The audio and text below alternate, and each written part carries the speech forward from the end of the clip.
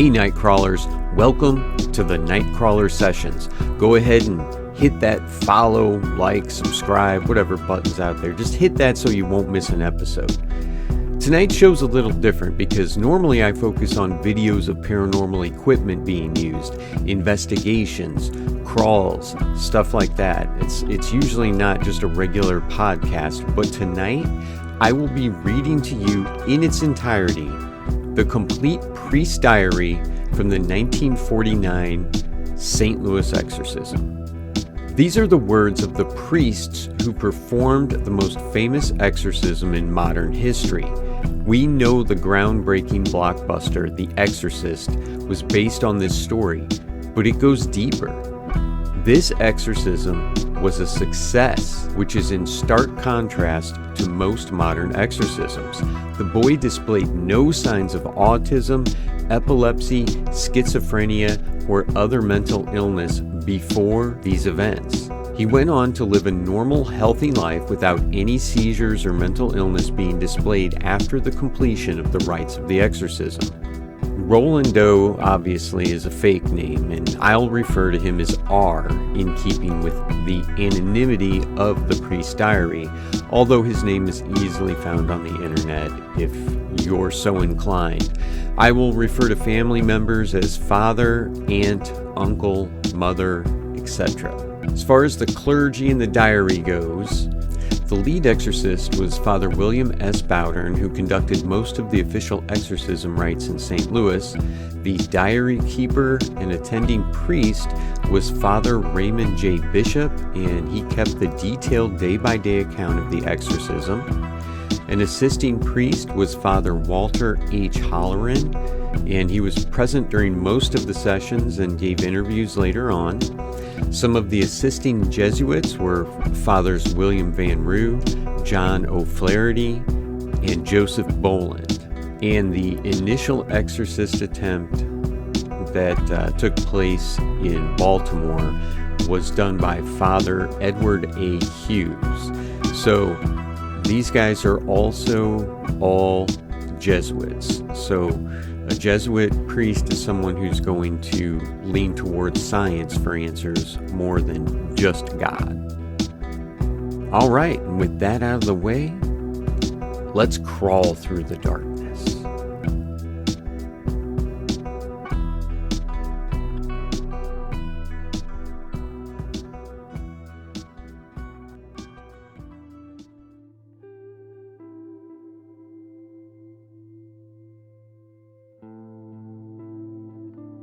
Since Mrs. H is a native St. Louisan, she thought of leaving her home and taking the boy to St. Louis in order to avoid some of these strange manifestations.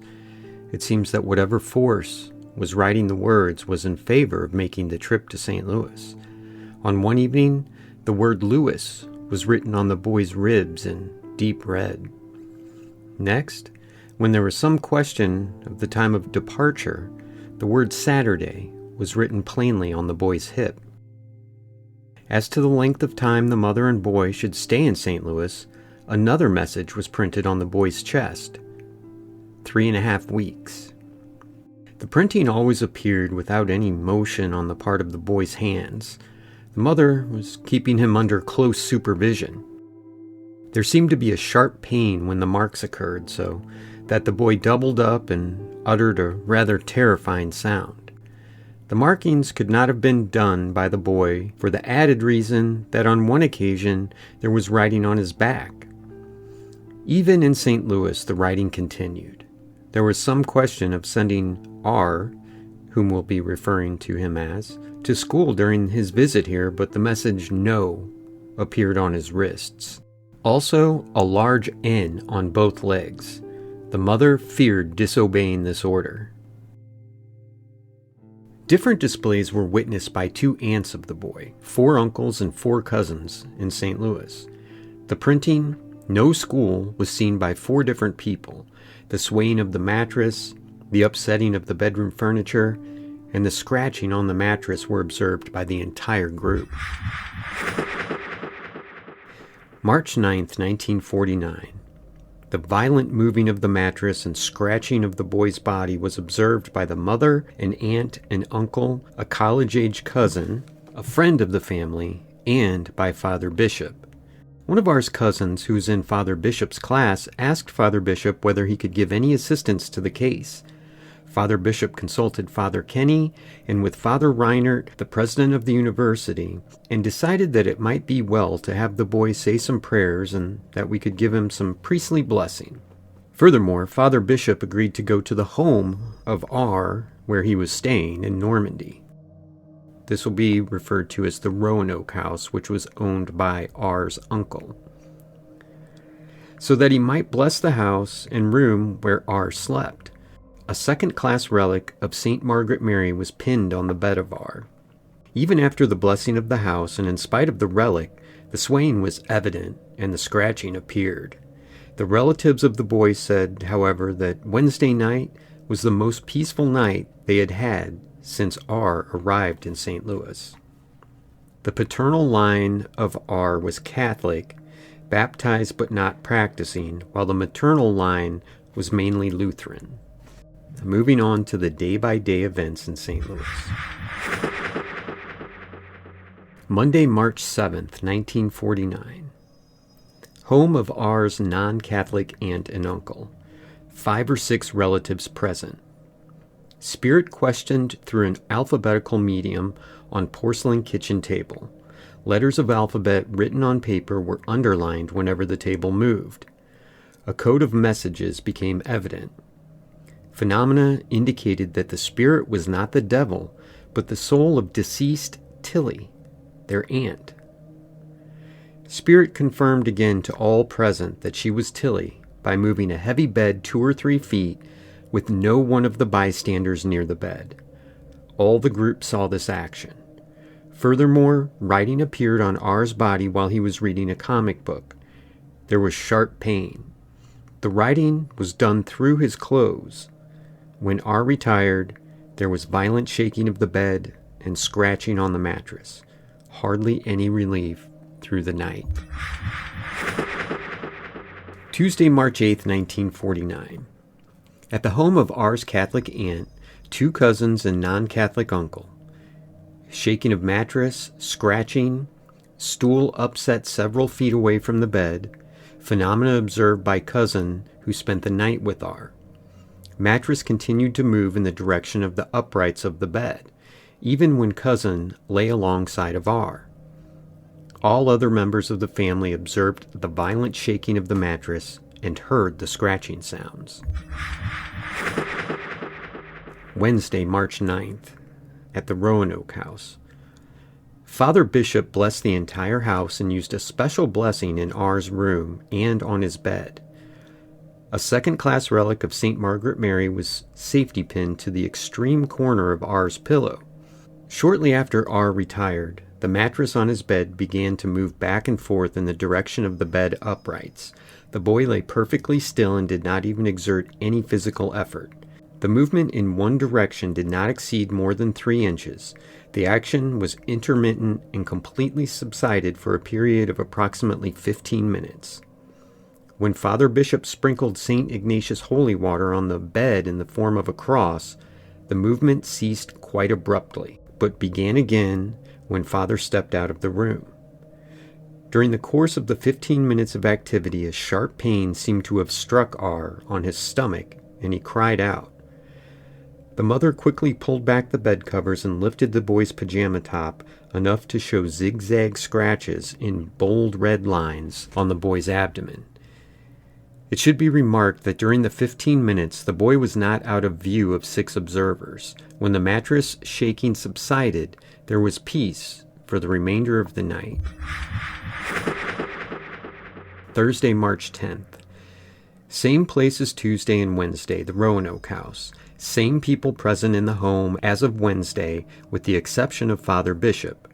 Shaking of mattress and scratching, which beat out a rhythm as of marching soldiers.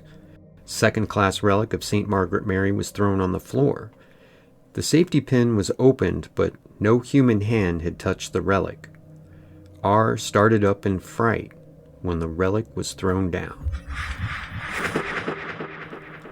Friday, March 11th, Roanoke House and St. Francis College Church. At the Roanoke House, there were the same observers as Thursday, with additions of Father Bowdern and Bishop. Father Bowdern had concluded the novena service in the St. Francis College Church at 9 p.m. It was arranged that relatives of the boy would take the two above-mentioned priests to the home of R. Since the novena services were in honor of St. Francis Xavier, Father Bowdern, the pastor, thought it proper to take the first-class relic of Xavier along for a novena blessing. He likewise carried a crucifix containing first-class relics of several of the North American martyrs and of St. Peter Canisius. Shortly after R had retired at 11 p.m., he called downstairs that he had been frightened by a strong force that had thrown some object against the mirror in his bedroom. With safety pin opened, the relic of St. Margaret Mary had been thrown against the mirror, and the sound was like a pellet striking the glass.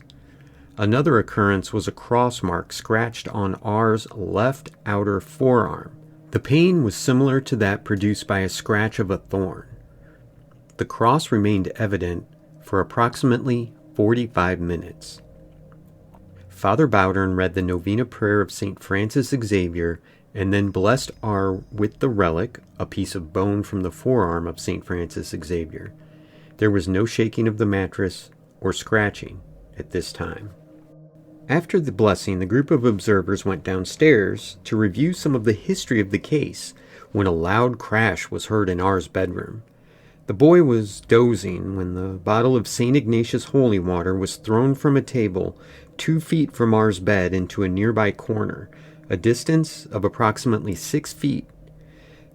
The bottle did not break.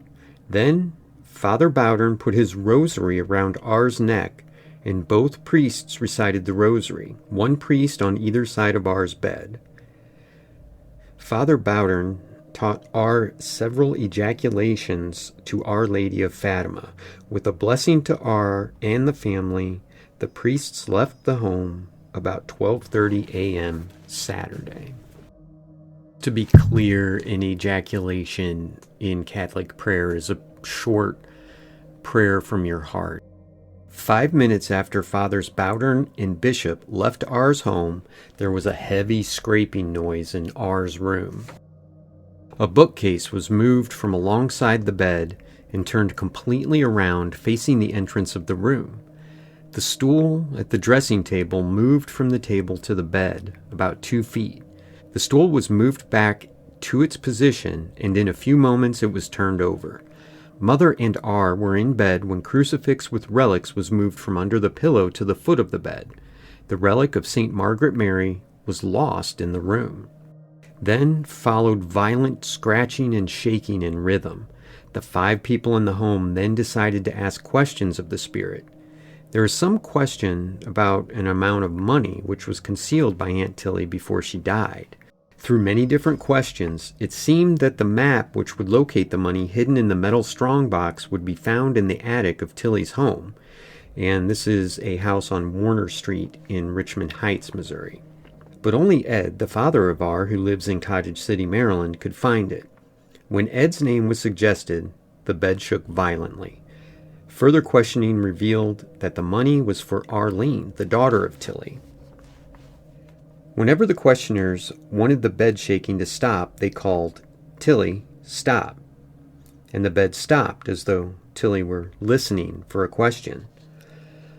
On the night that Tilly died, she told everyone in the house to go to bed at 10 p.m., and she died between 2 and 2:30 the following morning. Saturday, March 12, 1949, at the Roanoke House. Fathers Bowdern and Bishop arrived at the home of R at 11:45 p.m. Before the arrival of the priest that evening, the bookcase in R's room was moved away from the wall quickly and with precision. The bookcase with books would weigh more than 50 pounds. Then again, just before the fathers went upstairs to R's room, a quick scraping noise was heard. The bookcase had swung around from the wall to the side of R's bed in an arc of 5 or 6 feet. Father Bishop replaced the bookcase, and then Father Bowdern blessed R with the relic of St. Francis Xavier and holy water. The fathers prayed the rosary aloud and then prayed silently from 12 to 3 a.m. R had a very normal sleep, and there were no manifestations of an evil spirit. Sunday, March 13th at the Roanoke house. The family was alone. There was shaking of the mattress and scratching on the undersurface. The phenomena did not persist more than 1.5 hours. Monday, March 14th at the Roanoke house. The priests were not present. A stool was thrown over R's bed and landed with a loud crash, but nothing was injured. The mattress shook, as on many previous occasions. The shaking continued for about 2 hours. Tuesday, March 15th at the Roanoke house. There was the usual mattress shaking. The relic of St. Margaret Mary was thrown from the pillow. The mattress movement continued for 2 hours. Wednesday, March 16th. Permission was granted by the Most Reverend Archbishop Joseph E. Ritter that Father William S. Bowdern, pastor of the College Church in St. Louis, might read the prayers of exorcism according to the Roman ritual. Now, some theorize this is a political move, placing the exorcism in the hands of the College Church, so if anything went wrong, the Archbishop and diocese could avoid ridicule.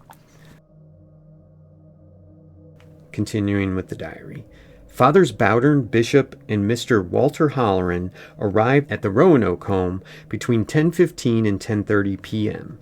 Shortly after 10:30, R was sent to bed, and Father Bowdern helped him to examine his conscience and make an act of contrition.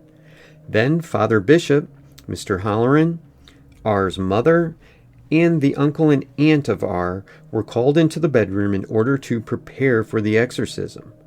All those present knelt down beside R's bed. Acts of faith, hope, love, and contrition were recited together. R said the prayers too. The exorcism begins.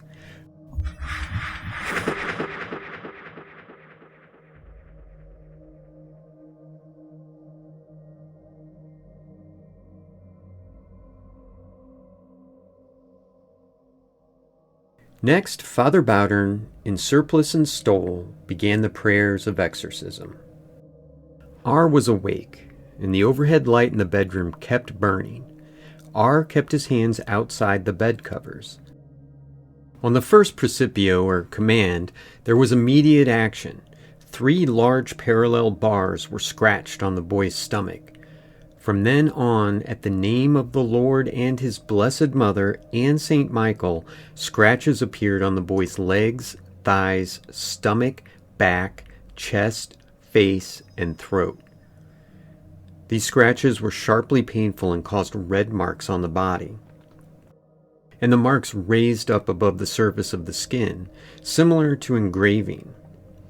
Only one scratch pierced the outer layer of skin, similar to a very slight laceration, and caused a small amount of blood to flow. This scratch appeared on his left leg. R recoiled under evident pain as each mark was made. R stated that some of the marks felt like thorn scratches, others like brands. The brand marks were more painful. The most distinct markings on the body were the picture of the devil on R's right leg and the word hell imprinted on R's chest in such a way that R could look down upon his chest and read the letters plainly. The imprint of the devil and hell appeared at the repetition of the precipio, demanding the evil spirit to identify himself. The spirit was portrayed in red. His arms were held above his head and seemed to be webbed, giving the hideous appearance of a bat. All the room observers agreed that the above 2 signs could not be mistaken for other designs. In further answer to the prayer precipio, 2 letters, go, and a third pointed away from the crotch, an indication which might have meant that the devil would leave by way of urination or excrement. To the question of how many demons, a single line was scratched on R's leg. There were at least 4 heavy brand marks in the form of an X.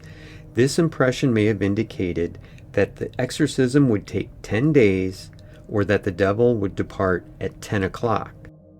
At least during the first days of the exorcism, the X had no significance. The markings on the legs seemed to be long scratches with no special meaning. Marks were made by the boy's body more than 25 different times during the course of the evening, each mark causing the boy to double up with pain. The next phase of the reaction took the appearance of quiet sleep. R seemed to relax and there were no painful scratches. The prayers were continued by Fathers Bowdern and Bishop alternating. When the prayer to St. Michael was begun, R began to stir in his apparent sleep. He smiled and then laughed. Next, he began sparring. He struck the board back of his bed with strong blows with his fist and then began punching the pillow with more than ordinary force. As he swung his arms in violence, he spoke of the conflict which appeared to him. In all the manifestations since the beginning in January, there were no words spoken by R when he seemed to be under the influence of the devil. The family had not seen such violent reaction as was shown on this night and the following. Evidently, the exorcism prayers had stirred up the devil. Holy water was sprinkled on R, and he came out of his apparent sleep. R was asked what he was doing and what he saw. He said he was fighting a huge red devil who felt slimy and was very powerful. The devil was trying to prevent him from getting through the iron gates at the top of a pit that was about 200 feet deep and was very hot. R wanted to fight that devil and felt that he was strong enough to overpower his enemy. R mentioned that there were other, smaller devils. When the exorcism prayers were continued, R fell back into the tantrum stage, and after some deep breathing, he would go into strong combat with the devil, who was trying to keep him down in the pit. There was hand-to-hand wrestling. From midnight on, it was necessary to hold R during his fights with the spirit. 2 men were necessary to pin him down to the bed. R shouted threats of violence at them, but vulgar language was not used. R spitted his opponents many times. He used a strong arm whenever he could free himself, and his blows were beyond the ordinary strength of the boy. R would be brought back to a waking condition for brief periods by dousing him with holy water. As the night wore on, it became almost impossible to keep R from falling into the fitful and apparent slumber during which he went through violent gyrations. It was about 5 a.m. on the 17th before the tantrums began to moderate themselves. When R was awakened from his more moderate state, he was so limp and weak he could not sit up or hold his eyes open. He could not stay awake long enough to drink a glass of water. And in parentheses it says, the need for water throughout the night was always the first request of R upon awakening. He complained of intense heat from which he had suffered in his combats. The last phase of the night's demonstrations consisted in an apparent sleep in which R began to sing. He sang with a high-pitched voice and with tremendous volume such songs as Swanee and Old Man River. The tunes were not completed and were garbled versions, together with full arm gestures and a wild attempt at interpretation. In the song stage, R was more amenable and did not have to be subdued physically except in a few instances. His muscles became relaxed and his whole bodily attitude was one of composure. During the singing phase, R awakened several times on his own without slappings and holy water. About 7:30 a.m., R began a natural sleep and continued quite peacefully until 1 p.m. of the 17th. Then he ate an ordinary meal and participated in a game of Monopoly. Thursday, March 17th at the Roanoke House. Fathers Bowdern, Bishop, and Mr. Holleran arrived at R's home between 9 and 9:30 p.m. R's father had flown in from Maryland because of the extraordinary events of the preceding evening. R declared that he was very sleepy about 9 p.m. His parents helped him get ready for bed, but had difficulty in keeping him awake long enough to remove his clothes. R fell into the deep tantrum sleep as on the previous night. It was necessary for the father and uncle to hold him with considerable force because of his gyrating. By means of holy water and several sharp slaps on the boy's face, Father Bishop was able to bring R back to consciousness. But in a few moments, R was back in his wild nightmare. This state is not like natural sleep because of the threshing action, and the shouting did not bring R back to consciousness. He could not be awakened by ordinary means. At times, it was impossible to bring him to. The prayers of the exorcism were continued while the family prayed the rosary. The commands of the formula caused violent reactions in R. The new phase of the case emphasized diabolical spitting. R spit at the three men who were holding him. He spit at Father Bowdern, who was reading the prayers of the exorcism, and tore his stole. He spit at Father Bishop, who was blessing him frequently with holy water. R spit directly in the faces of his father and mother and his uncle. His eyes were shut tight, but he was able to aim well in spite of the cloth held near his face. When R was conscious, he did not know that he was spitting during the tantrums, nor did he know that he was fighting with those who held him. He fell exhausted after each ordeal, but yet his pulse did not vary much from the normal.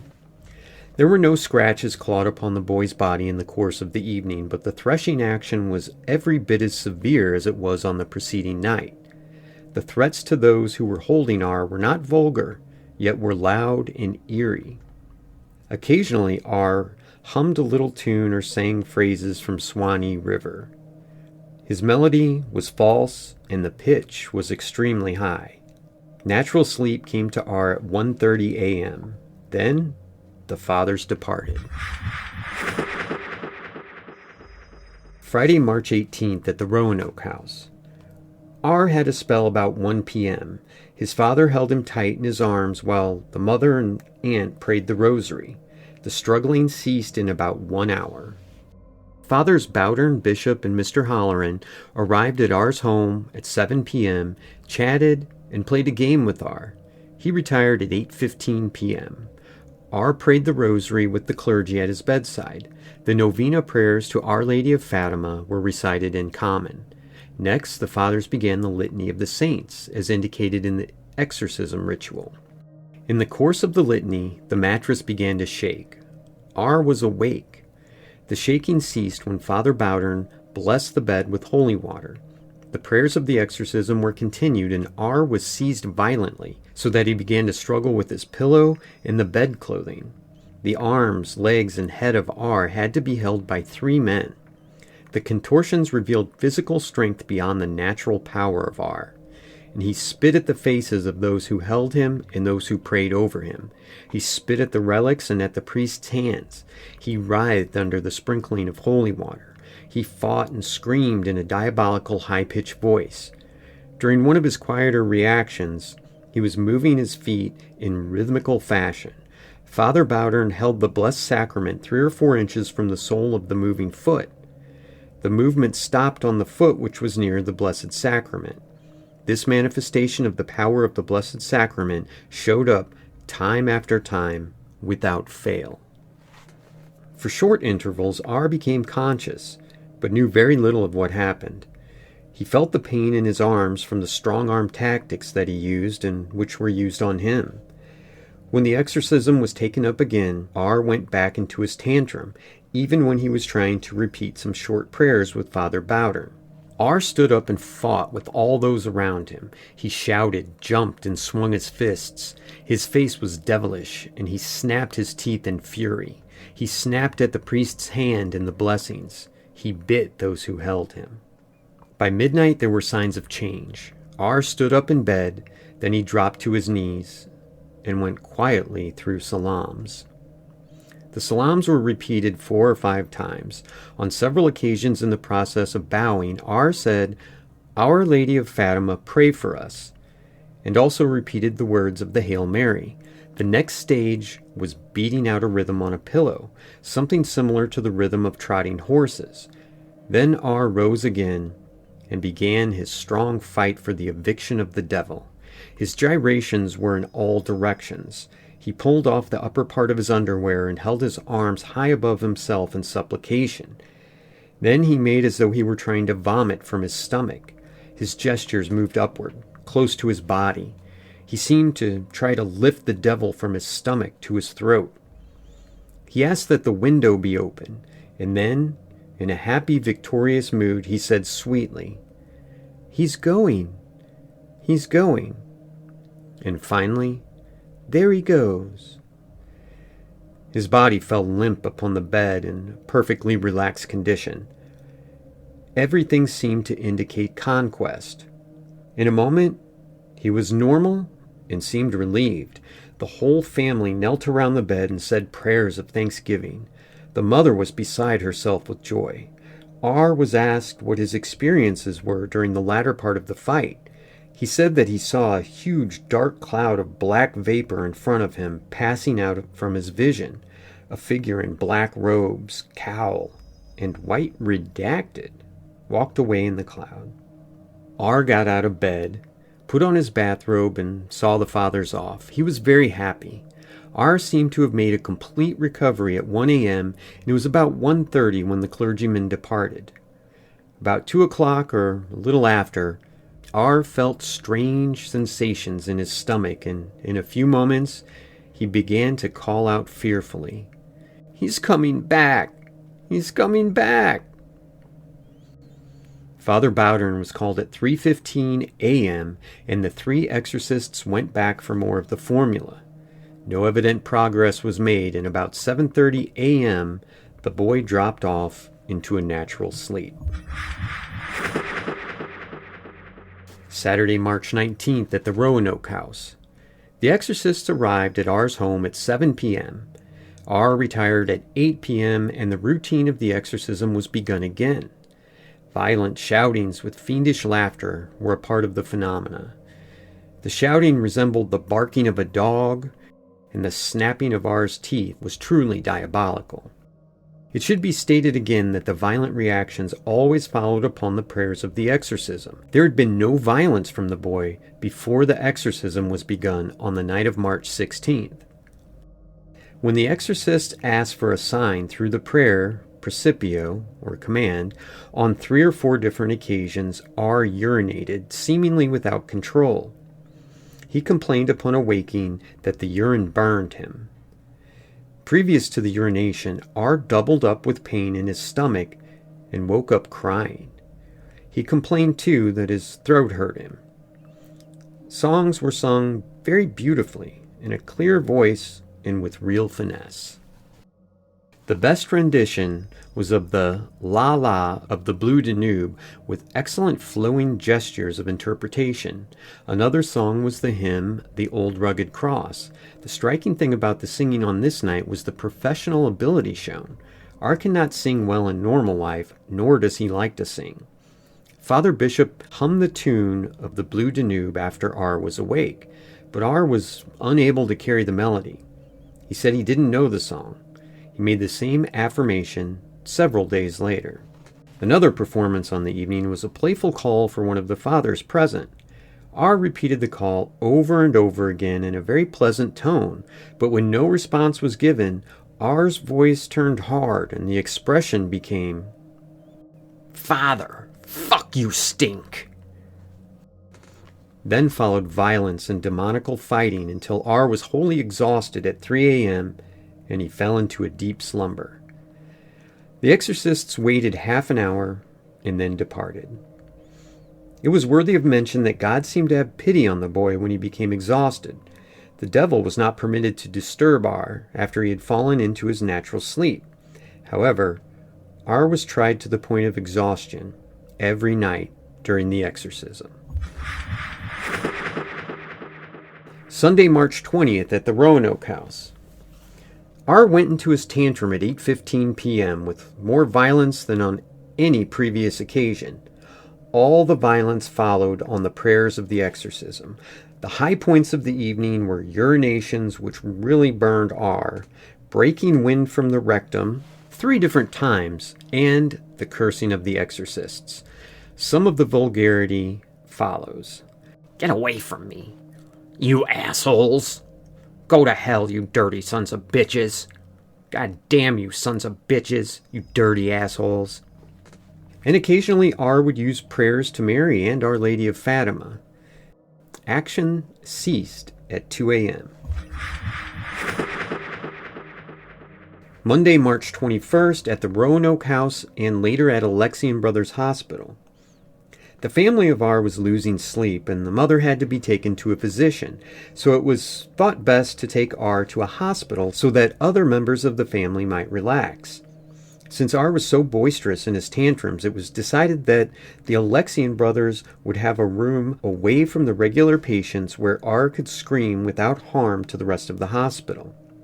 Then, too, the Alexian brothers have equipment for holding patients in bed when there is violence. R was put to bed at 10 p.m., but he feared the surroundings of the hospital. A barred window, the bare room, the straps on the bed, and the knobless door. His whole reaction was one of intense fear. Father Bowdern began the litany of the exorcism and continued on through the entire formula. Several of the brothers were present beside Father Bishop, Mr. Holleran, and R's father. When the exorcism was completed, all knelt for the rosary. R did not fall asleep, nor was there any discernible reaction on the part of the devil. The exorcist group left the room while R's father read prayers for his boy during the space of half hour. One of the most edifying scenes since the beginning of the case was to see the father using prayers to get his son to sleep. At 11:30 p.m., R fell into a sound normal sleep and continued peacefully through the night. His father slept on a divan in the same room. R awakened at 6:30 a.m. and was taken home for the day. The boy was uncomfortable here and fearful due to strange surrounding and other strangers. Thus nothing eventful happened. Tuesday, March 22nd at the Roanoke house. R went to bed at his uncle's around 9:30. Shortly after he retired, the bed began to shake and it seemed that operations were in progress again. R's mother called Father Bishop, and he with 2 other priests drove out to the home and arrived there with the Blessed Sacrament at 11 p.m. The 3 priests knelt at the bedside of R and began the prayers of exorcism. The bed shook during short intervals on 3 different occasions.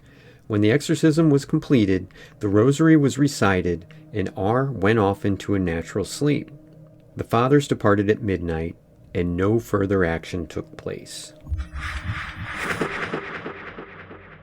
Wednesday, March 23rd, St. Francis Church Rectory. Father Bowdern arranged that R might have a room at the college church rectory. 2 beds were provided so that R's father might sleep in the same room with his son. R took a brief instruction on the Catholic religion and then went to bed at 9:30 p.m. Short acts of faith, hope, love, and contrition were recited by all the group, including R. Immediately upon the first invocations of the litany, R went into his tantrum. He fought and kicked and spit so that 3 men could scarcely hold him. In the course of the evening, R broke Mr. Holleran's nose and caused Father Van Roo's nose to bleed. The first blows were accurate, quick, and deadly, although R's eyes were shut. At the Principio, R urinated rather copiously, and on coming to himself, complained of the burning sensation. There were 4 or 5 such urinations during the evening. Several times there was passing of wind through the rectum. The language of R became abusive and dirty.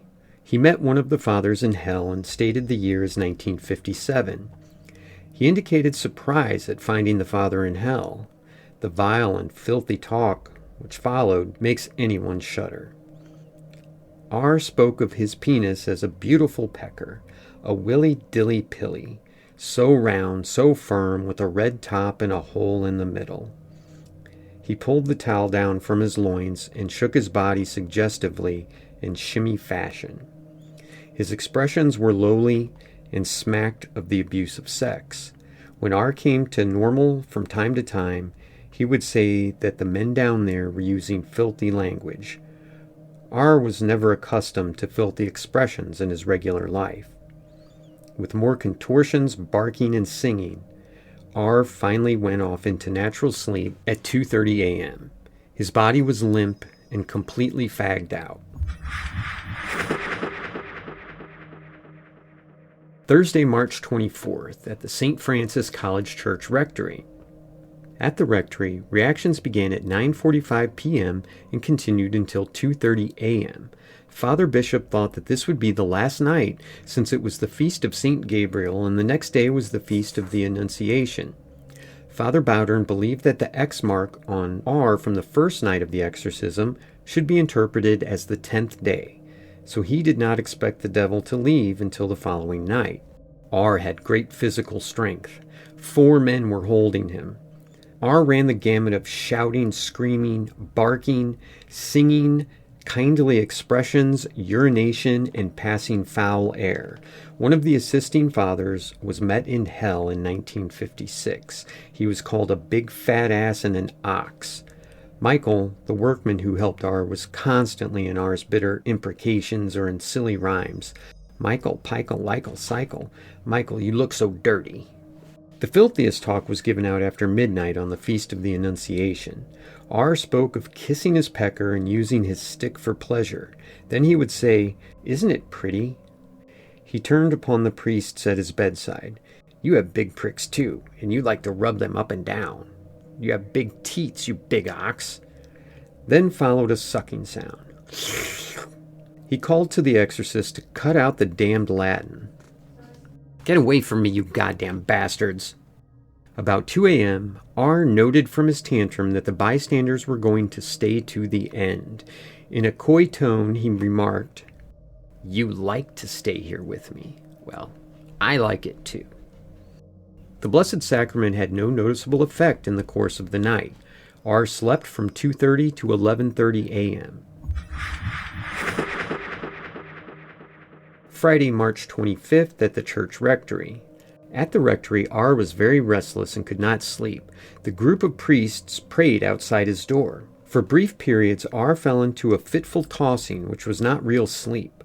On one occasion, R fell out of his bed but was not hurt. Next, he wilted awkwardly into the arms of Fathers Bowdern and Van Roo. Shortly before midnight, he lay prone on his back with his arms stiff at his side. He began a leg and arm movement as a gymnastic exercise. His arms moved straight out from his body and then moved back in straight lines to the side of his body.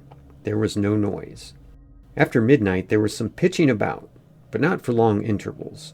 R cursed his father and spit at him, and then he kicked at the priests at his bedside. He pushed the nearby chair with his foot several times and finally fell into a deep sleep at 1 a.m. This was Friday night, the 10th night since the exorcism was begun. Perhaps the X given on the first night was to mean 10 days. On Monday night, the Roanoke house was blessed by Father Bowdern. No disturbances occurred Monday, Tuesday, or Wednesday nights, and R was getting back to his normal life. Thursday, March 31st, at the Roanoke house. At 11:30 p.m., R went downstairs and complained that he was feeling ill and that his feet felt cold, then hot. When the family went up to the bedroom with him, the disturbances began. First, the shaking of his bed. He began to write on the sheet with his finger, explaining between spells that he seemed to be reading from a blackboard. They were unable to make out what he was writing on the sheet.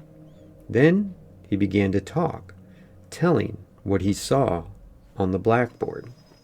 These are the notes taken. "I will stay 10 days, but will return in 4. If R stays, gone to lunch. If you stay and I become a Catholic, it will stay away.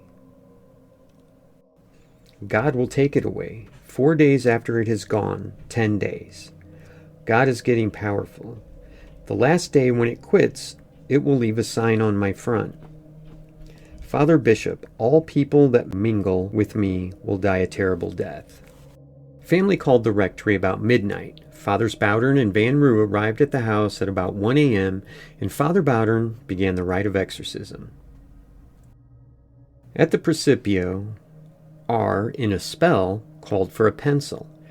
At this point, and frequently at the beginning of subsequent spells, he addressed one or both of two persons, Pete, most frequently, and Joe. Taking the pencil, he began to write with it on the head of the bed, which was covered with a white cloth. This type of spell and writing was repeated perhaps 8 or 10 times. What he wrote was recorded for the most part. The family washed away the writing a few times, making room for more, and the uncle fastened large sheets of wrapping paper to the bed. The following is a record of most of the writings, though it is not complete. Some of the things written were repeated. In an answer to the first set of questions, he wrote the Roman numeral X. It was clearly the numeral with crossbars at top and bottom. This was written 4 times on the first occasion and was repeated several times during the exorcism, usually in answer to the question, Diem. I will stay 10 days and then return after the 4 days are up. I am the devil himself. You will have to pray for a month in a Catholic church. In answer to the command to give, Nomen Lingua Latina. I speak the language of the persons. I will put in Ronald's mind when he wakes up his mind that the priests are wrong about writing English.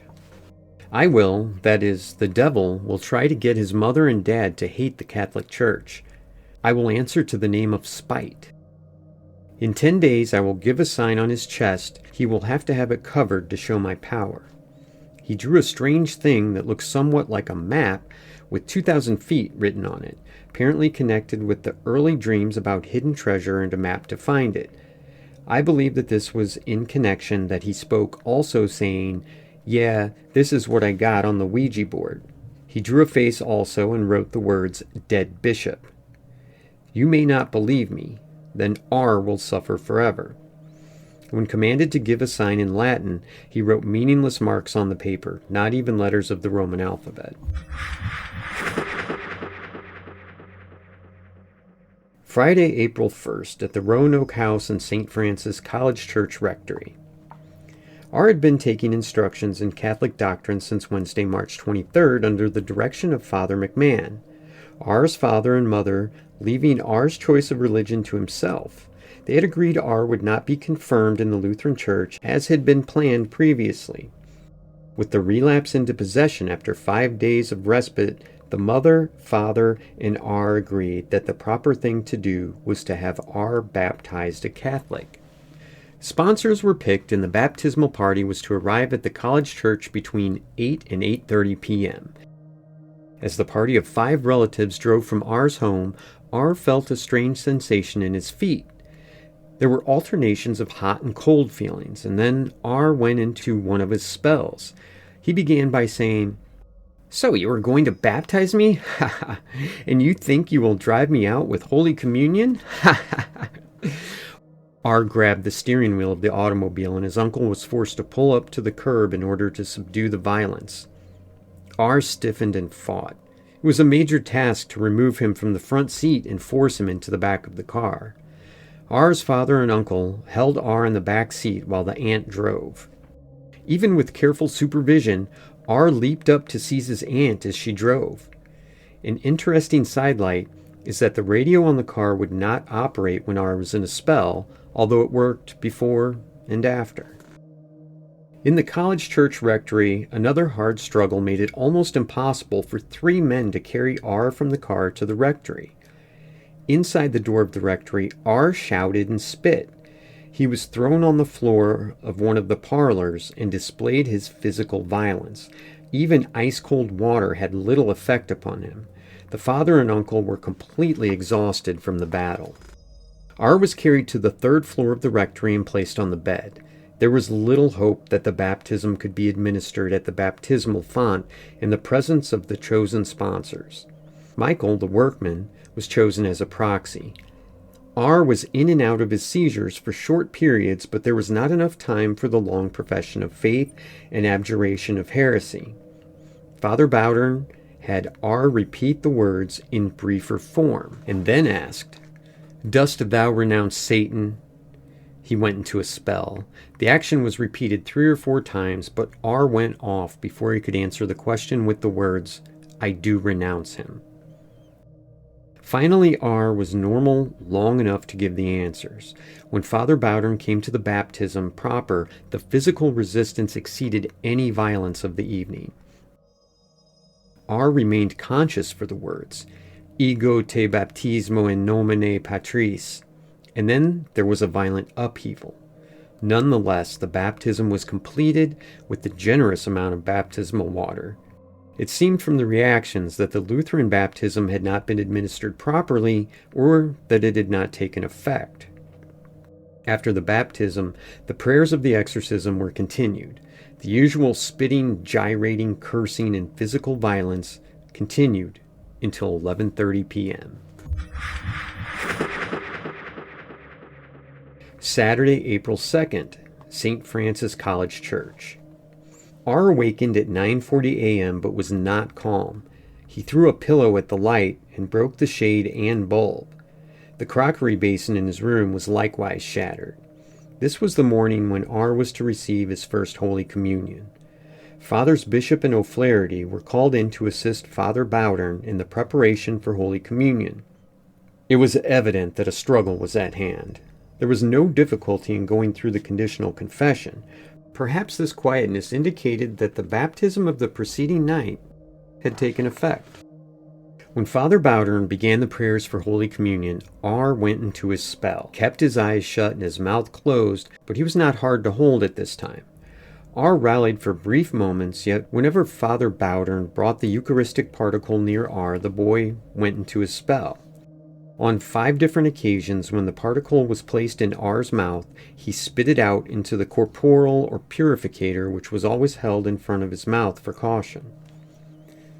After nearly 2 hours of vain attempts, Father O'Flaherty suggested that we pray the Rosary in honor of Our Lady of Fatima, especially since this was the first Saturday of the month. When the fathers had completed the Rosary, another attempt was made with Holy Communion. This time, R was able to swallow, and he had made his first Holy Communion under extraordinary opposition. R finished dressing himself and prepared to leave for home. Father Bowdern asked Father O'Flaherty to drive the car, while he himself, R's father, and R sat in the back seat. It was about 11:45 a.m. Only a few minutes after the car was in motion, R jumped off the seat and grabbed Father O'Flaherty and had to be pulled off with force. R was not normal on the road for more than a few minutes at a time. Back at the Roanoke house, he came to long enough to eat a fairly good-sized breakfast. During the remainder of the day, there were only brief intervals of consciousness. The sacraments had stirred up Satan more than any other priestly administration. The family was nervously worn from the long day of fighting. Fathers Bowdern, Bishop O'Flaherty, and Michael arrived at R's home at 7:40 p.m. Spells continued. There was no response to the Principio before 8:40 p.m. One short spell of less than a minute occurred between 8:40 and 11:15 p.m. During this period, R ate a dish of ice cream. At 11:15, R ran downstairs and sat on the arm of a parlor chair. He was becoming so nervous that he could scarcely stay in the room. Father Bowdern feared that R would become violent downstairs, so he asked R to go back into the bedroom. R trotted up the stairs in boyish fashion, turned to his bedroom, and ran straight for the reliquary of the Holy Cross. Father O'Flaherty caught his hand in time, but R reached out for the open ritual and tore 4 pages out of the exorcism formula. He grasped with lightning speed. Then followed a spell in which Father Bowdern commanded that R should respond in Latin to the Principio. Dices mihi nomen tuum, et orum exodus tu finalis. The only responses were a repetition of the Latin words followed by a remark. Stick it up your ass. No. At 12:15, spells continued with the same type of responses to the Principio. There was jumbled mockery of Latin questions. However, at this stage, writing appeared on the boy. The letters "Go" were printed in red as they were on the first night. At the command "Dicus mihi tiem," 3 parallel scratches appeared on R's thigh. At Orum an X was branded. 3 8s were branded on different parts of R's body. At 1:15 a.m., R was so nervous that he begged to get out of bed and sit on a chair. His hands trembled in a nervous frenzy. He begged his father to take him back to Washington on Sunday. He could not stand the ordeal any longer. He feared going crazy. Relief came at 1:40 in a natural sleep.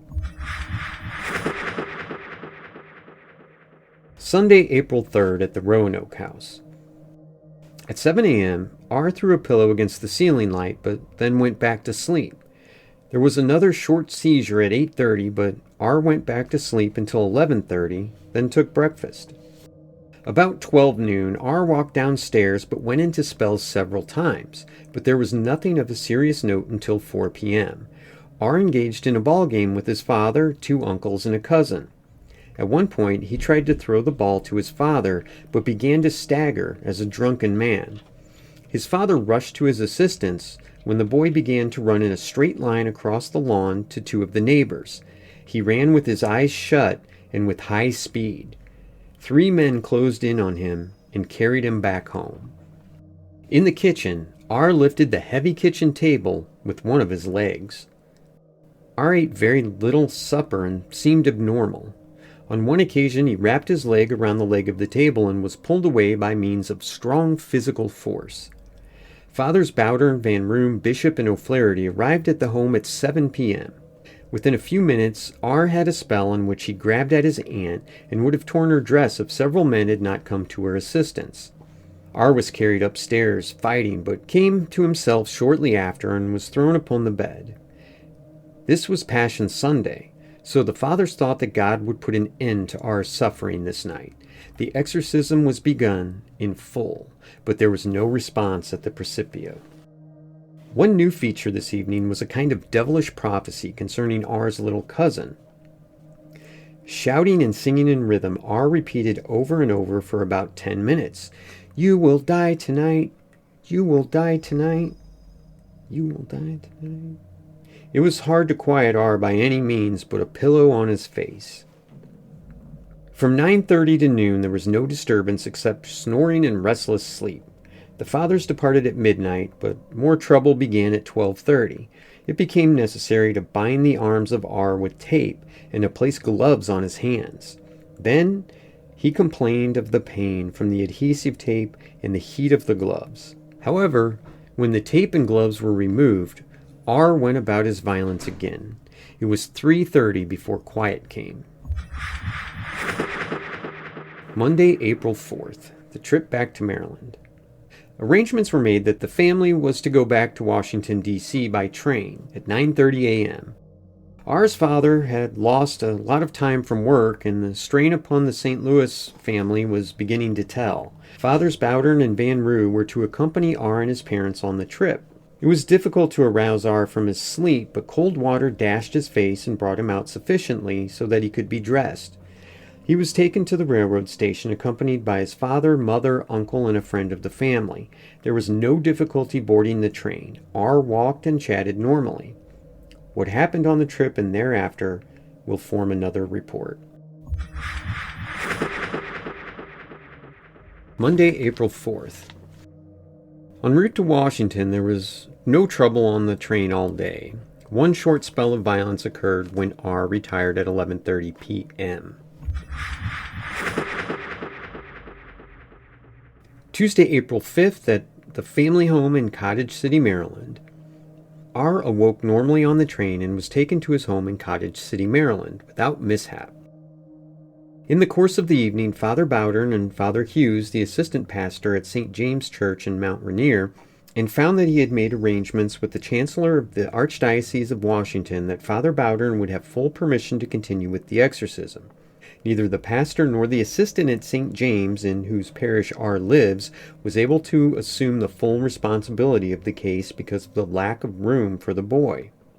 It was thought advisable by all concerned that R should not be kept at home. Fathers Bowdern and Hughes tried several hospitals in Washington, but because of the nature of the case, no one was willing to accept the burden. Wednesday, April 6th. Fathers Bowdern and Hughes drove to Baltimore to inquire about a room at the Institute, the Daughters of Charity. They were willing to take the boy, but the fathers objected since the case was not considered psychiatric. And furthermore, since the hospital was dependent on the state of Maryland for aid, each patient had to be accounted for on the records. It would have been strikingly odd to include the treatment of an exorcism. With disappointment in Washington and Baltimore, Father Bowdern decided to call again on his devoted friends, the Alexian brothers in St. Louis. He called long distance and was assured a place for R through the kindness of Brother Rector. R was normal during the entire day. He took some exercise in the afternoon.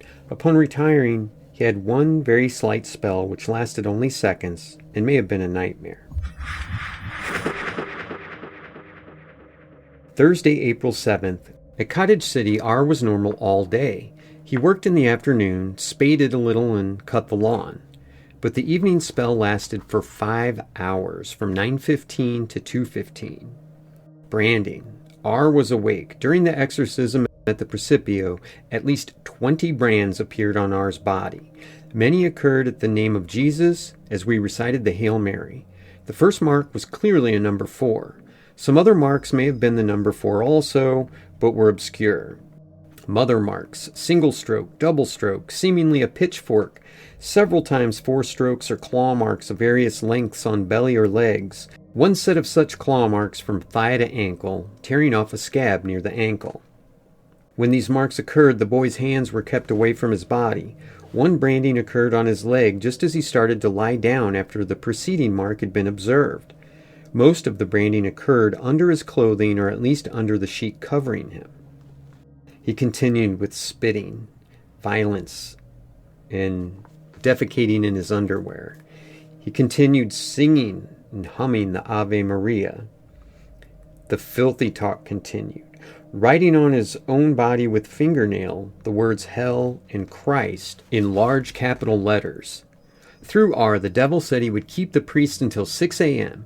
He made this statement at 2 a.m. when everyone was fagged out. He said he would prove his threat by having R awaken immediately. R awoke with a start, but the fathers were relieved when sleep came 15 minutes after 2. It seemed throughout the possession that whenever R was completely exhausted, God permitted him to go off to sleep and commanded the devil to be quiet.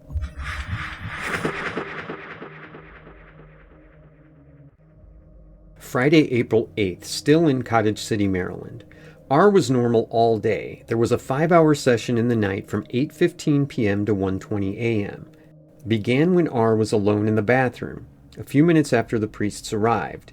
2 1/4 hours of great physical violence, a half hour of crying, then continued with shorter spells until 1:20 a.m., with violence, spitting, nonsense jumbling of Latin questions, singing Blue Danube, Ave Maria, and so forth. There was filthy talk and movements and filthy attacks on those bedside concerning masturbation and contraceptives and sexual relations of priests and nuns. Irritated and impatient after the long struggle, Fathers Hughes and Canning arrived with the Blessed Sacrament about 11 p.m. The house was blessed by Father Hughes. R twice threw a pillow in the direction of the Blessed Sacrament. He took one sedative, spat it out, then finally swallowed it. Saturday, April 9th, return trip back to St. Louis. On the return trip to St. Louis, R was normal all day. He underwent a short spell, retiring in the evening. Sunday, April 10th, at Alexian Brothers Hospital. When R returned to St. Louis, he was sent immediately to the Alexian Brothers Hospital. There, the brothers took him into one of their private living rooms for the day. Fathers Bowdern, O'Flaherty, Van Roo, and Bishop arrived at the hospital shortly after 7 p.m. R was taken to the 5th floor, where he occupied the same room which was assigned him on the earlier visit. The exorcism was completed and several rosaries recited, but no disturbance occurred. R went into a good sleep about 11 p.m., but the fathers decided to awaken him after midnight in order to give him Holy Communion. R was so fatigued that it seemed almost hopeless to keep him awake for more than seconds at a time. When the fathers were planning to abandon the experiment, R became quite normal and was able to receive communion without special effort. The Blessed Sacrament brought peace to R. He settled back on his pillow with a smile and was soon in deep sleep. Nothing disturbing happened throughout the night. Monday, April 11th at Alexian Brothers Hospital. Brother Emmett kept R occupied with manual work on his hospital floor, and what was most valuable, won the friendship and confidence of R so that the psychiatric surroundings were more understandable and agreeable. Fathers Bowder and Van Roo, Bishop, and Mr. Halloran arrived at the hospital at 8 p.m. R went to bed at 9 p.m. and the exorcism was completed. The evening gave every reason for expecting quiet. While the fathers were reciting the rosary, R felt a sting on his chest, but upon examination, only a blotch of red was observable. The rosary was continued until R was struck more sharply by a branding on his chest. The letters were in caps and read in the direction of R's crotch. Exit seemed quite clear. On another branding, a large arrow followed up the word exit and pointed to R's penis. The word exit appeared at 3 different times in different parts of R's body. R felt terrible pain in his kidneys and in his penis. He cried from the burning sensations. When he urinated, he complained of even more severe pain. At midnight, the fathers planned to give R Holy Communion, but Satan would have no part of it. Even while the institution of the Blessed Sacrament was explained to R, his body was badly scratched and branded. The word hell was printed on his chest and thigh. Upon the explanation of the apostles becoming priests and receiving our Lord at the Last Supper, scratches appeared from R's hips to his ankles in heavy lines, seemingly as a protest to Holy Communion. When Father Bowdern attempted to give R a small particle of the sacred host, the boy was taken off by a quick seizure and the devil said that he would not allow R to receive. After 4 or 5 attempts, it was thought that a spiritual communion would have to suffice. But even the expression of the words, "I want to receive you in Holy Communion," was cut off by a seizure at the word communion. From all further indications during the evening, it seemed that the attempts to administer the sacrament of the Eucharist roused the devil more than ordinarily. He went through his usual routine of fighting, barking, cursing, swearing, spitting, and shouting, but kept on longer than usual. There was no quiet sleep. One of the edifying events of the night was the devotedness of the Alexian brothers to constant prayer and their professional attitude at the bedside. Tuesday, April 12th at Alexian Brothers Hospital. Action began after the exorcism prayers were completed. During the general recitation of the rosary by the fathers and brothers, the regular performance began, but with the omission of writing on R's body. The noise and singing were very disturbing to everyone. R gave no response to the Principio except to imitate the Latin words, then laugh or say, "Stick it up your ass." One new phase was the display at the devil's power over the senses and external personality of R. In one instance, the devil said he would have R awaken and the boy would be pleasant and attractive. The devil's promise was true. A few minutes later, the devil said he would have R awaken, but this time he would be offensive. True to the promise, R came out of the spell very irritable, and he complained quite bitterly to those who held him. Several attempts were made to give R Holy Communion after midnight, but each trial was unsuccessful. The devil showed definitely that he was not R speaking, for he said, "I will not let R receive Holy Communion." It was about 1:30 a.m. before quiet sleep followed. Wednesday, April 13th, Alexian Brothers Hospital and White House Retreat. R received Holy Communion on arising in the morning without encountering difficulty. During the afternoon, R was taken out to the White House Retreat House and shown the chapel there, as well as the outdoor stations of the cross. At the 14th station, when R was farthest away from the numerals, he went into a spell and had to be carried back to the car by force. The seizure lasted about 20 minutes. Alexian Brothers Hospital. In the evening, R was ready for bed at 8:45. He was bright and cheerful and redacted, especially some trick gadgets that Father McMahon had given him. As he sat on the bed, and many prayers were begun, R went off into a quick but violent seizure. It seemed to the exorcist that this would be an important evening. R spoke almost immediately and said that God had commanded him to leave at 11 o'clock tonight, but that he would not leave without a struggle. He proved the latter part of his promise by showing relatively more physical power than at any previous time. He stayed in his first spell for 20 minutes while Father Bowdern worked on the exorcism and the brothers prayed the rosary in honor of Our Lady of Fatima. In the Principio, Father Bowdern had always been insisting in getting response in Latin and kept up his demands.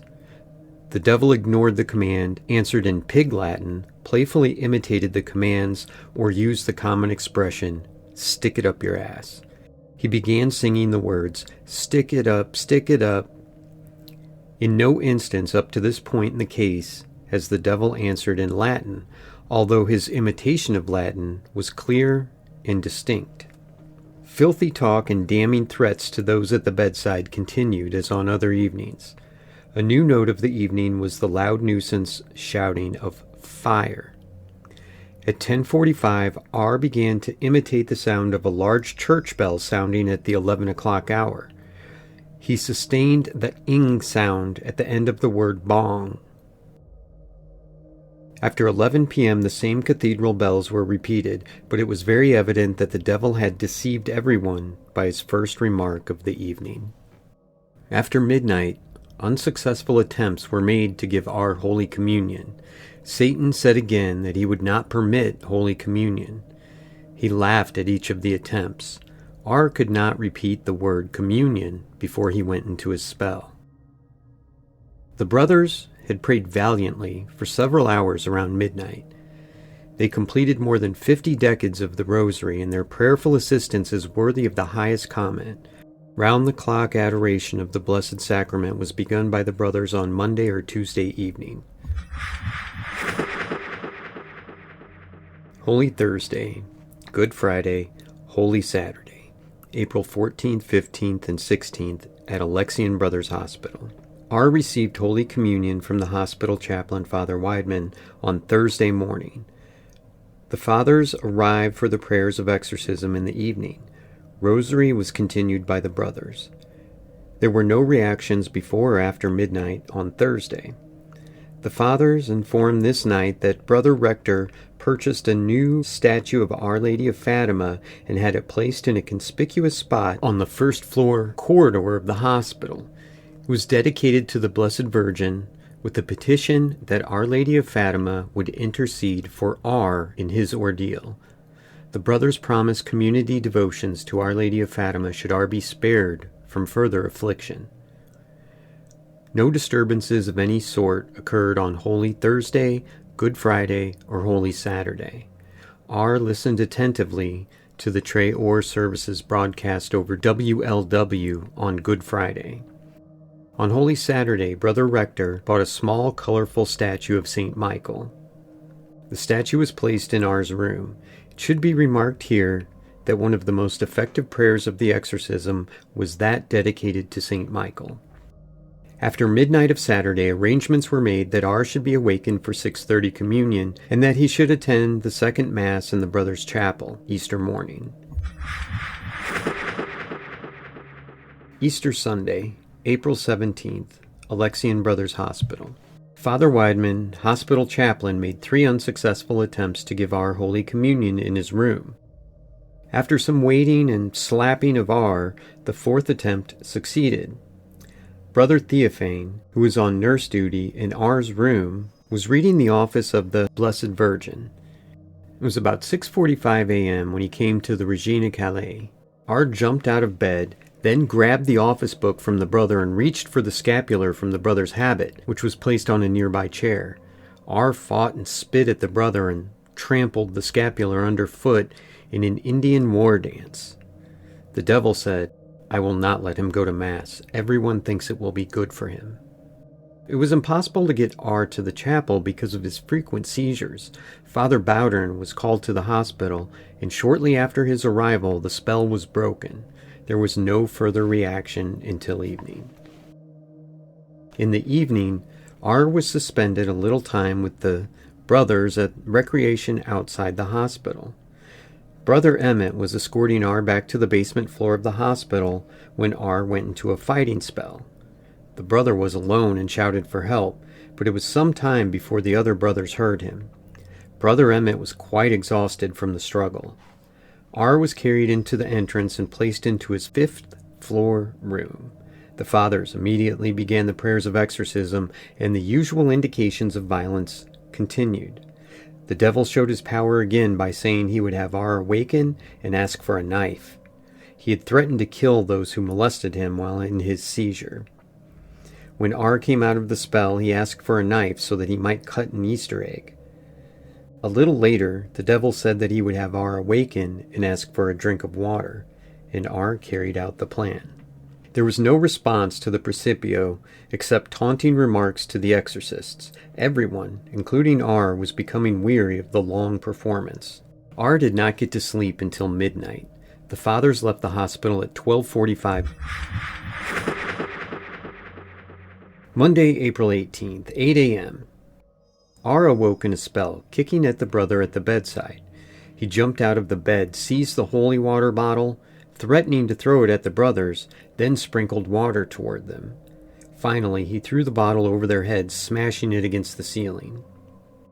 8:15 a.m. Father Weidman attempted to give R communion. It was impossible. Spitting, unable to make even spiritual communion, made one spiritual communion. The devil then seized him and said that one devil was out and that R had to make 9 communions, sacramental or spiritually, apparently, and then he would leave his body. R continued for an hour, unable to make spiritual communion or to receive the sacrament. 10 a.m. There were more spells when attempting spiritual communion. R was able to say, "I wish to receive you." That is all the priest attempted to have him say, since it was sufficient. The devil laughed and said, "That isn't enough. He has to say one more word, one little word. One big word. He'll never say it. He has to make 9 communions. He'll never say that word. I am always in him. I may not have much power always, but I am in him. He will never say that word." Then severe spells, violence, singing, and urination. 11:30 a.m. R said he was hungry and wanted a bath and food. We put him off until noon. Then gave him a tray, cake, ice cream, milk. He threw the glass against the wall, scattering broken glass all over. Violence intermittent until about 1:30 p.m. R was very discouraged and disgusted and mean. In the afternoon, the brothers brought R a serving of chipped beef and arranged R's tray on a little table in his room. R picked up the plate, ran over to the window, held the plate in an almost perpendicular manner in the palm of his hand, and dared the brothers to step closer. One of the brothers crawled under the bed to catch R at his feet. The other circled the bed to restrain R's arms, but the plate was fired mightily against the opposite wall. No one was hurt, but the plate was broken into bits. On the trip to the hospital on this evening, the fathers had decided that in the Principio, Father Bowdern would ask for the responses in English. Moreover, the medals were to be left on R in spite of his protests to the contrary. A crucifix was to be placed in R's hand when he was under his spell. Fathers Bowdern, O'Flaherty, and Bishop arrived at the hospital at 7 p.m. Father Van Roo had been with R during the greater part of the day, but was relieved by the brothers shortly before the evening meal. R asked to telephone his mother, but on his way to the telephone he went into a spell and had to be carried back to his room in a fighting mood. Father Bowdern read the rite of exorcism quietly. When he came to the words, "Tu vox confimnes tu fiscere regas," he blessed R with signs of the cross. R repeated the expressions perfectly and asked their meaning. Several times later, he repeated the Latin. The signs of the cross and the crucifix were very effective. R fought hard when the crucifix was forced into his hand. In one instance, R threw the crucifix out of his hand. Next, Father O'Flaherty began teaching R the first half of the Ave Maria in Latin because R had expressed a real interest in Latin. In the space of 15 minutes, R could recite a good portion of the prayer unassisted. After the memory lesson, Father O'Flaherty told R the complete story of Our Lady of Fatima, to which R paid strict attention. A little later, he asked for a Catholic reader containing 8th grade prose and poetry, and then thumbed through several stories as he sat in bed. Finally, in a boyish way, he took to balancing the book on his knees and on his head. R went into a spell while he held the book on his knees, and immediately the book was thrown into the corner of the room. From 9:30 until 11 p.m., R was in and out of seizures. During his quiet moments, the most impressive prayer of the evening was R's leading of the rosary, while the fathers and brothers answered. R's reverence seemed truly remarkable. R was more cooperative this night than he'd ever been before. He felt that he had to pray whatever he was out of his seizure.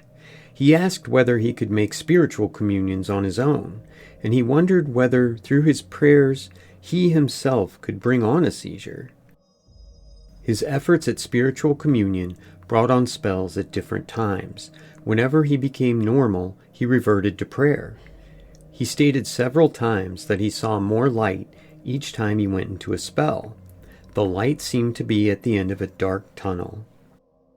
R complained several times that the metals on his neck were hot, and he asked that they be removed, but the metals were not taken off. Father Bowdern forced a small crucifix into R's hands when he was in a spell. The reaction to the metals and cross was exceptional. When Father Weidman blessed R with his ordination crucifix and asked R to kiss the image, R went into a spell. During all the above seizures, Father Bowdern continued the Principio and asked that the response be given in English. This procedure was a change from the regular routine. In the commands up to this time, Latin had been insisted upon. The devil in one instance, March 31st, had written that the priests were wrong in asking for Latin answers, and he stated that he uses the language of the person possessed. While Father Bowdern used the Principio, Father Bishop used over and over again the Exorcism prayer to St. Michael. At 10:45 p.m., the most striking event of the evening occurred. R was in a seizure, but lay calm. In clear, commanding tones and with dignity, a voice broke into the prayers. The following is an accurate quotation. Satan, Satan, I am Saint Michael, and I command you, Satan, and the other evil spirits to leave the body in the name of Dominus. Immediately. Now, now, now. Then there were the most violent contortions of the entire period of exorcism, that is, since March 16th. Perhaps this was the fight to the finish. Father O'Flaherty and the brothers were weary and sore physically from the exertion. After 7 or 8 minutes of violence, R, in a tone of complete relief, said, "He's gone. He's gone." Immediately, R came back to normal and said he felt fine. He now explained what he saw. He said there was a brilliant white light, and in that light stood a very beautiful man, with flowing wavy hair that blew in the breeze. He wore a white robe that fitted close to his body. The material gave the impression of scales. Only the upper half of the body of this man was visible to R. In his right hand, he held up a wavy and fiery sword in front of him. With his left hand, he pointed down to a pit or cave.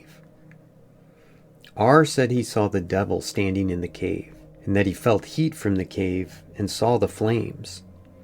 First, the devil fought, resisting the angel and laughing diabolically. Then, the angel smiled at R and spoke, but R heard only one word, Dominus. Dominus. As the angel spoke, the devil and about 10 of his helpers ran back into the fire of the cave or pit.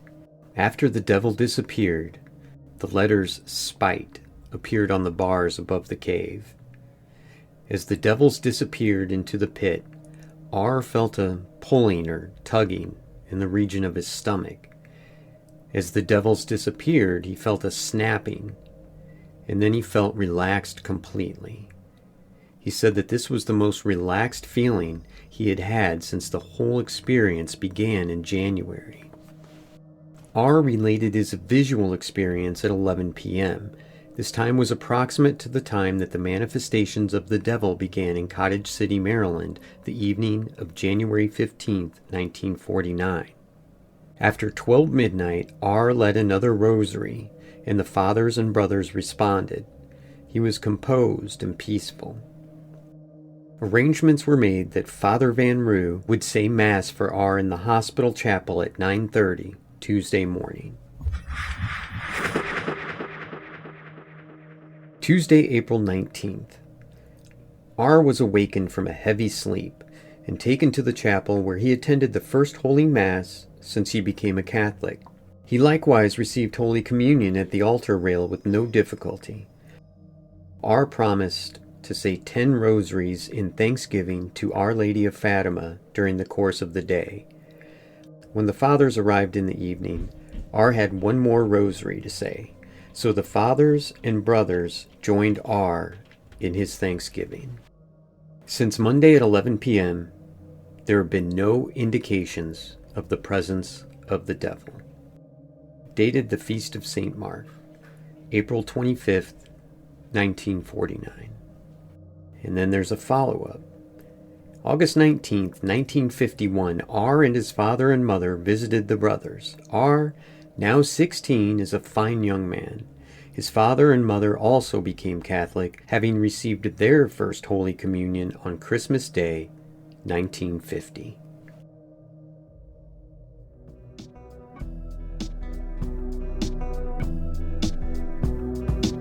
Thanks for listening and watching, and please like, subscribe, share, etc. We've got a lot of God Helmet sessions getting ready to come out, so keep an eye out for those, and keep it creepy, night crawlers.